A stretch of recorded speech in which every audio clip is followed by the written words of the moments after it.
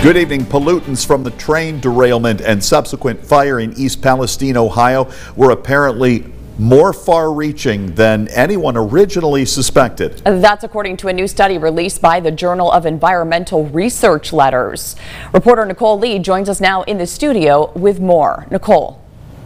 Sean and Jen, research scientist David Gay says there's clear evidence that the train disaster spread pollutants as far as Wisconsin and North Carolina.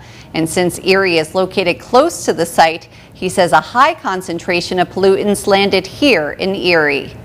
The emission from the fire went high up in the atmosphere and it went over Erie, and it rained pollutants down into Erie. David Gay is the coordinator of the National Atmospheric Deposition Program.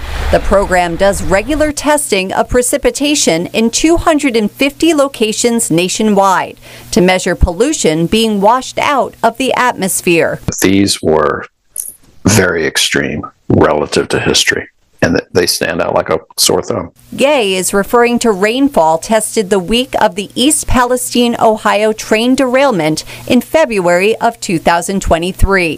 He says unusually high concentrations of chloride, calcium, magnesium, sodium, and potassium were found in sites as far as Wisconsin and North Carolina. And these are concentrations that are the highest we've measured at many of these locations in the past 12 years.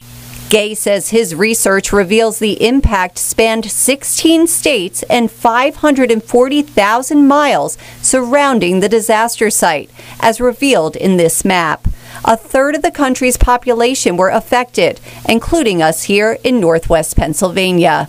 We have chemical and meteorological observations that these pollutants came from the train accident. I don't think most people understand how big it was.